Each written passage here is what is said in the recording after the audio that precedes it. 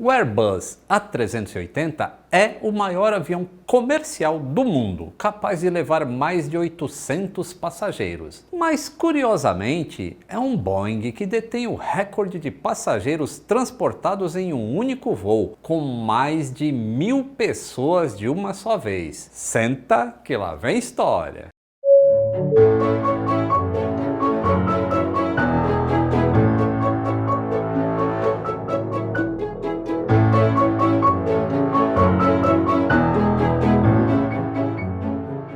Saudações aeronáuticas, tudo bem com vocês?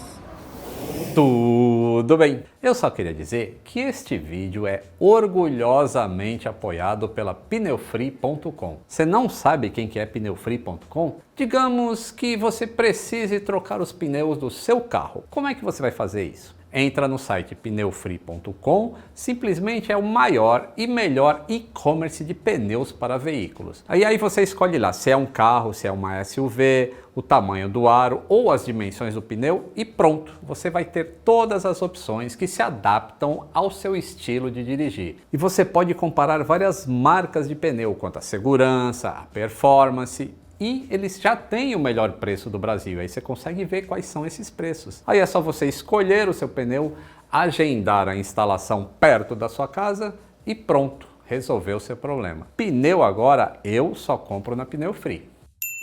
Para entender o que levou à necessidade de colocar tanta gente em um só voo, é preciso voltar lá para o final da década de 70. Naqueles anos, o conturbado cenário político e militar do Nordeste da África estava no seu auge. E fugindo da guerra e da perseguição, cerca de 14 mil judeus que viviam no interior da Etiópia se aglomeravam em campos de refugiados no país vizinho ao norte, que é o Sudão. A situação era calamitosa e epidemias de fome tiravam a vida de boa parte desses refugiados. As estimativas de mortos e desaparecidos chegavam a 6 mil pessoas. Em 1978, o primeiro-ministro de Israel, ele próprio sobrevivente do Holocausto nazista, teve acesso a uma carta com o pedido desesperado de ajuda de um desses judeus. E com o país reconhecendo aquele povo como parte do seu próprio, uma complexa e secreta missão de resgate foi montada. Em referência a um êxodo moderno, a operação foi chamada de Moisés. No começo, os números são pequenos, tirando os judeus pela costa sudanesa no Mar Vermelho. Mas diante da imensidão do desafio e com a situação se deteriorando, o governo americano intervém.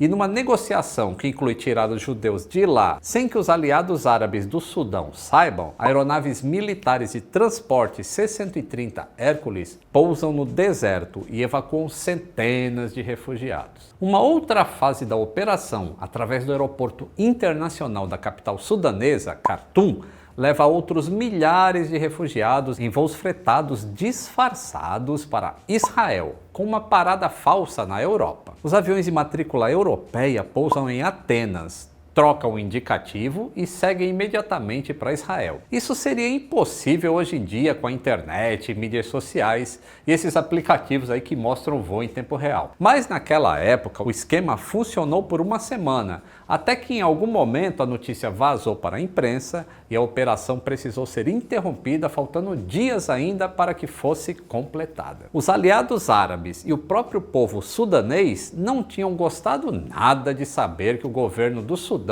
poderia estar acobertando uma operação israelense dentro do seu próprio território. O líder do país veio a público dizer que não sabia de nada e a Operação Moisés acabou por aí. Então, com a rota de escape pelo Sudão fechada, Israel voltou a focar nos judeus que ainda estavam na Etiópia. Mas durante toda a década de 80, as negociações com o regime ditatorial etíope não tiveram resultados significativos. E na Operação Sheba, que foi em 1985, apenas 500 refugiados conseguiram ser evacuados. Mas com a queda da União Soviética e o final da Guerra Fria, o ditador perdeu um dos seus grandes aliados nos conflitos internos da Etiópia e resolveu, para tentar estabelecer uma boa relação com o Ocidente, se reaproximar de Israel. Mas para liberar os judeus, o ditador Mengistu queria armas em troca. Como existia um embargo americano que proibia a venda de armas para o governo da Etiópia, Mengistu pediu então dinheiro em troca. Quando se chegou a um número e a coisa parecia que ia andar, o já enfraquecido ditador fugiu para o Zimbábue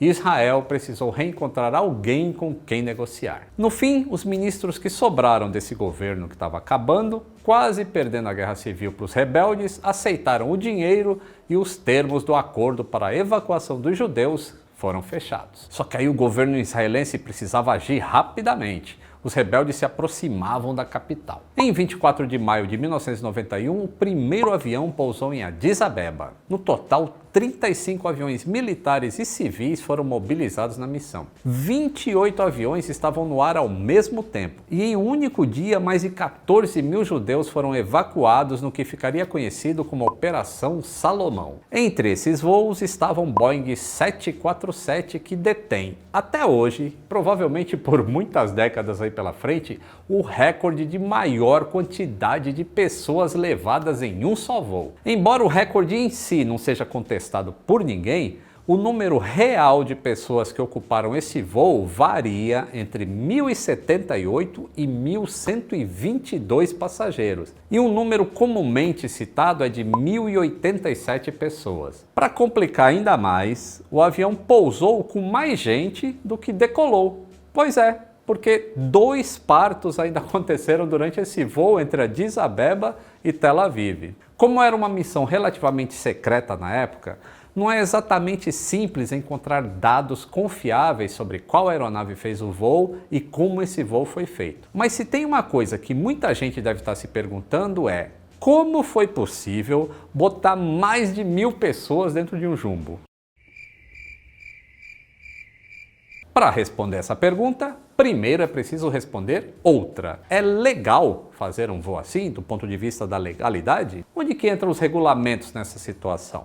Bem, primeiramente é bom lembrar que todos os regulamentos aeronáuticos vêm com um disclaimer, que são essas notas que a gente vê normalmente nos rodapés, que abre exceção para algum cumprimento dos próprios regulamentos. No caso da ANAC, aqui no Brasil, o RBAC 91.3 diz claramente que em uma emergência requerendo ação imediata, o piloto em comando pode desviar-se de qualquer regra daquele próprio regulamento na extensão requerida para fazer face à emergência. Essa é uma tradução bastante direta de outros regulamentos mundo afora e certamente as regras israelenses seguem os princípios semelhantes. Se a gente levar em conta que era uma ação humanitária e mal dá para considerar aqueles voos como voos civis, a parte da legalidade da operação está coberta. Afinal, era questão de vida ou morte para aqueles refugiados saírem da Etiópia. Então, se isso se enquadra nos conceitos de emergência, vamos em frente. A aeronave em questão foi um Boeing 747 da versão 200. Um 747-200 leva algo em torno de 370 passageiros em 3 classes, ou em versões de alta densidade, até 550 passageiros. É muita gente já,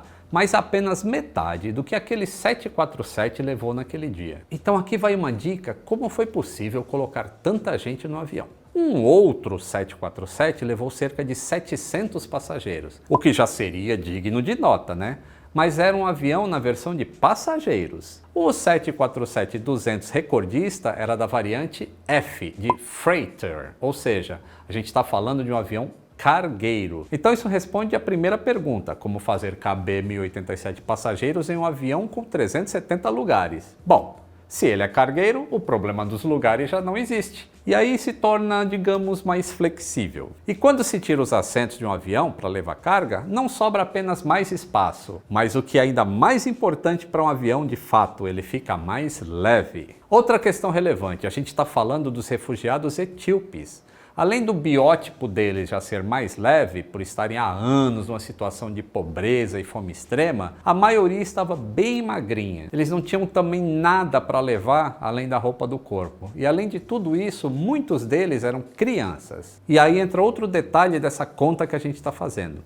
Lembra quando eu disse que não há consenso sobre o número real de pessoas? É que inicialmente eles tinham planejado de levar 760 pessoas para esse embarque. Só que quando perceberam que tinha espaço ainda sobrando e que as pessoas eram em geral mais leves do que o que era esperado, os responsáveis pelo voo resolveram colocar mais gente. e 1.087 pessoas foram registradas. O que eleva o número para 1.122 é que muitas crianças estavam no colo quando embarcaram, escondidos dentro das roupas das mães. Além, é claro, dos 2 partos que ocorreram durante o voo, conforme eu falei. Pois bem, o número que a gente usou para peso padrão dos passageiros é de 70 quilos. Se a gente aplica isso aos 1.122 ocupantes, a gente está falando aí de 78.540 quilos a bordo. E como é que isso se aplica no cálculo de payload, ou seja, a carga paga de um Boeing 747-200 cargueiro? Bem, primeiro vamos ver qual o payload máximo de um 747-200F. A resposta envolve 2 pesos fundamentais, o peso máximo de zero combustível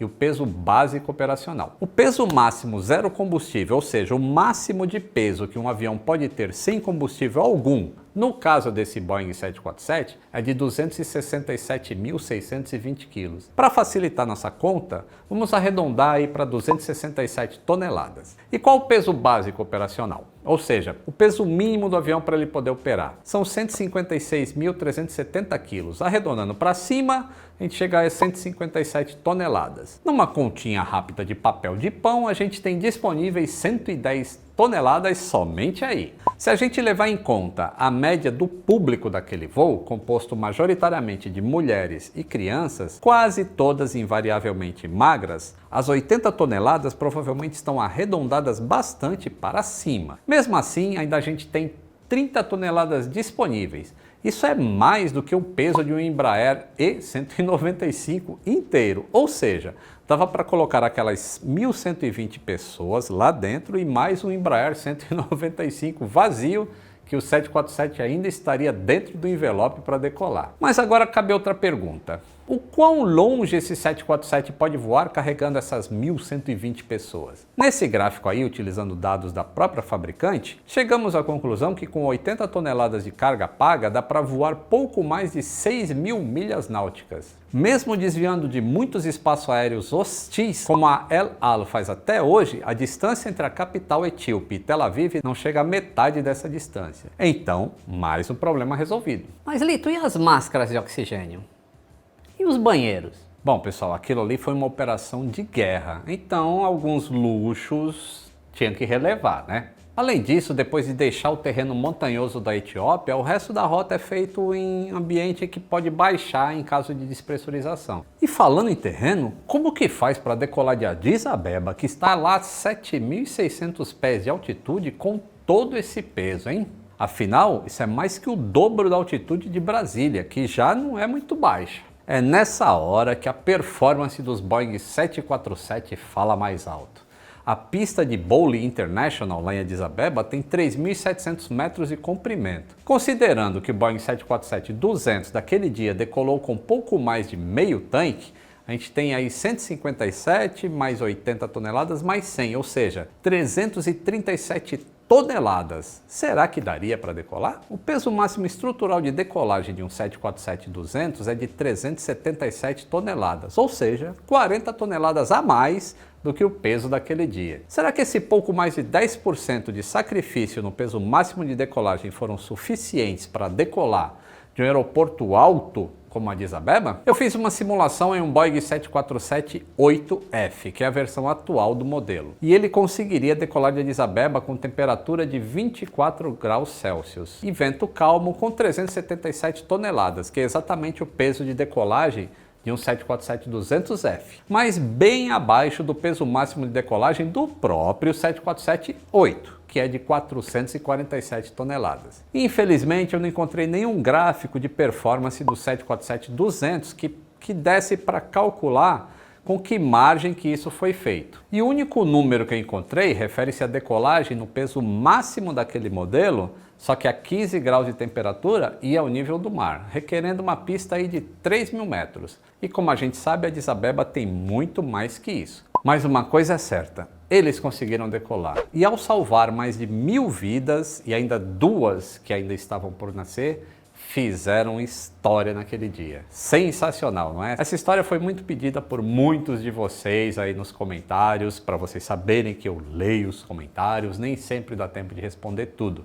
Mas deixa comentário aí que a gente vai alimentando nossas pautas, tá bom? Se gostou do vídeo, deixa um like, um grande abraço e até o próximo voo!